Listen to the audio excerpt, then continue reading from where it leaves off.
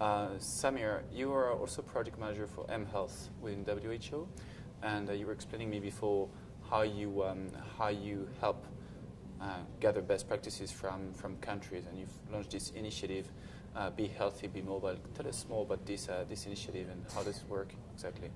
Sure, thank you. We've been always seeing mobile as being a strong tool that have been penetrating across the world. Today we're in a digital outburst economy, and we know there are more cell phones on the planet than human beings. So we at WHO and ITU wanted to use this unique opportunity, especially in the area of NCDs. Now NCDs are non-communicable diseases which kill more than 60%, which are responsible for more than 60% of deaths globally.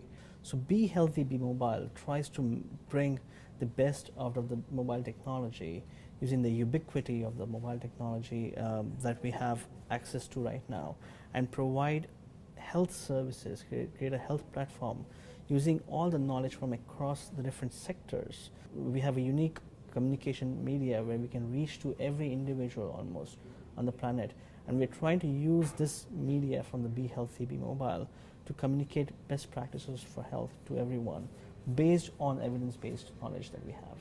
All right, so you started in 2011 with 8 pilot countries. You're now trying to scale up the initiative. And can you give us one concrete case, one concrete example in a specific country on a specific disease, for instance? Yeah, well, let me just reword that. We're trying to scale up the pilots in 8 champion countries. So we're not calling them pilot countries because the objective is to scale up the program at the national level as part of the health system. We started with the first country, which was Costa Rica. Costa Rica has started an mHealth program at national level to help smokers quit tobacco through a simple SMS-based campaign, evidence-based behavioral change algorithm, which enrolls whereby they have where they encourage people to enroll into the cessation programs, and the messages help them over a period of time to help them quit tobacco and smoking. Senegal, on the other hand, is using diabetes management as a case, where people who have diabetes will be serviced through these messages. Just for example, there's evidence that is showing that if people who have diabetes are reminded on a regular basis to take their medication, the A1C levels drop. So just the adherence to medication helps them quit, to reduce their diabetes levels. All right, and who are the partners in this project? So WHO is a technical partner in the initiative. It's a joint initiative between WHO, which is the health agency of the UN, and the ITU, which is the International Telecommunications Union, and it is the specialized agency of the UN for telecommunication. ITU is also partnering with multiple private sector agencies, a multiple stakeholder approach, where they have partners such as insurance companies. Bupa is an insurance company which has partnered with ITU. We have the IFPMA, the Association of Pharma Companies, and several pharma companies which are partnered.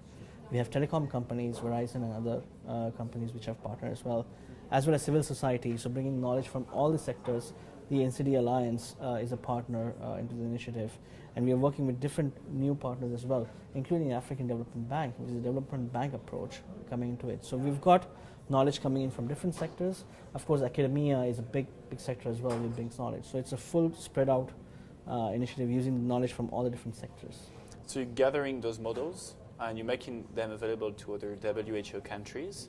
And when do you expect other countries to pick some of the models that you have gathered, let's say, collected?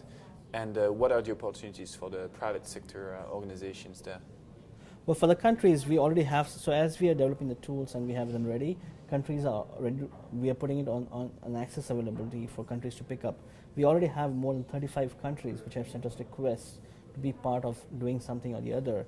So as I said, the cessation model from Costa Rica is already available. Some countries are picking it up already and are planning to implement them in the countries. As new tools are being developed, we will have the other tools such as diabetes, hypertension, wellness tracks available by the end of this year, and those will be made available as they become live. So there's clearly the member states are already working on that.